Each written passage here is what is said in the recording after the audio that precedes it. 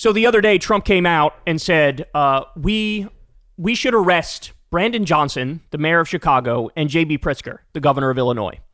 And he said that because he said, they're not protecting ICE. They're not protecting ICE. Now, that is absolutely disgusting that he would say such a thing, because at the same time he's whining about, the health of ICE being at risk.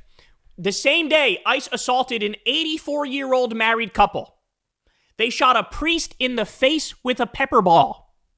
They were opening fire on totally peaceful protesters. They were breaking glass over the head of a newborn baby. They were zip-tying the hands of naked American children. This is the same fucking week that he's bitching and moaning and saying ICE agents aren't safe. That's what his ICE Gestapo thugs are doing. So fucking spare me. The real reason he's mad at Johnson and Pritzker is because they're busting his ass, bro. Every time they open their mouth, they're obliterating him. They're pointing out exactly what he's doing in no uncertain terms and showing the American people, this is fascism. This is authoritarianism. What he's doing is crazy. So that's what's happening. And Trump, by the way, Pritzker also said about Trump, he has dementia and we should invoke the 25th Amendment and get rid of him.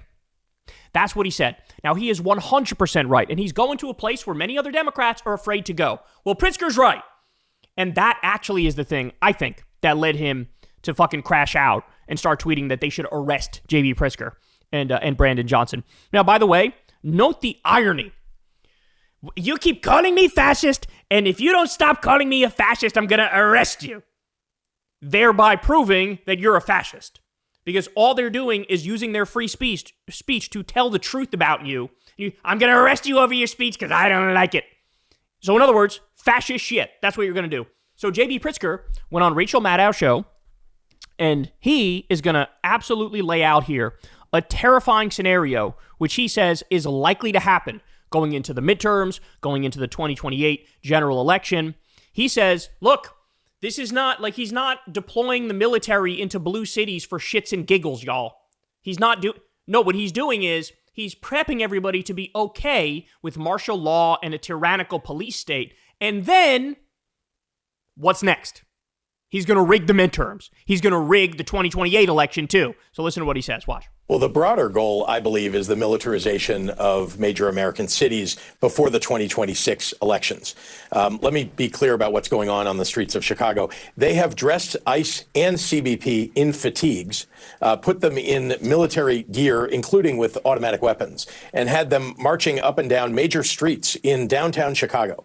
It's a signal that they're trying to send that it's okay to have troops on your street, that this would be a welcome thing for people who live in Chicago. Nobody here welcomes it, by the way. I mean, literally, as they're walking down the street, people are yelling at them. But they think they can get people used to the idea. And next year, I fear that what they're going to do is deploy these folks eventually to polling places and say they're protecting the vote. Donald Trump knows that without shenanigans and without these breaches of the Constitution, that he's going to lose the Congress. And if he loses, he's going to immediately, in the aftermath of the election, do what he said he might do in 2020, which is use the military to confiscate the ballot boxes and count the votes, claiming that there's fraud. Remember, he's called up all 50 states' election data to the Department of Justice because they want to review all 50 states for fraud. By the way, let me just point out real quick, the liberal South Carolina judge whose house just got burnt down by a MAGA terrorist and they barely escaped and survived with their lives, barely escaped and survived. That judge blocked the state of South Carolina from sending Trump and his Department of Justice all of the voter data information for all the people in South Carolina. So in other words, that judge stood up to Trump and tried to prevent him from rigging the next elections. And her house got firebombed and burned down. And they have the nerve to scream about left-wing terrorism. Meanwhile, we had 3 MAGA terror attacks in the past 2 weeks. We had the Mormon church being attacked by a MAGA psychopath, right? We have the liberal judge whose house just burned down that we were just talking about. And then there was one other on top of that in the past 2 weeks. So please, fucking spare me with your Antifa is the problem, Antifa. No, the pho is the problem, not the anti-pho. The pho is the problem. The fascist, the ICE Gestapo thugs, what you guys are doing is the fucking problem. Election data to the Department of Justice because they want to review all 50 states for fraud. And they won't tell you exactly what they're going to do, but I fear that these are all connected. First of all, what he's saying here is perfectly plausible. It makes perfect sense, and he's probably exactly right in how he's describing it. But also know, a lot of this stuff is not hidden. Trump signed an executive order within his first 2 or 3 months being in office, and he said, we're going to have Elon Musk and Doge audit the elections and run the next election. Meanwhile, as you all know, elections are supposed to be run at the state level, not the federal level. He wanted Elon Musk to run the elections. The same guy who's got his Starlink satellites, the same guy who said some curious things the last election, the same guy that there's a lot of conspiracy theories around about what happened in 2020 because he was directly involved with this shit, right? Giving him, the same guy who cut pediatric cancer research and Meals on Wheels, you're going to have him run federal elections? Now, thankfully, there was a falling out between Trump and Elon since then, but it looks like they're getting back together. But that was just one example.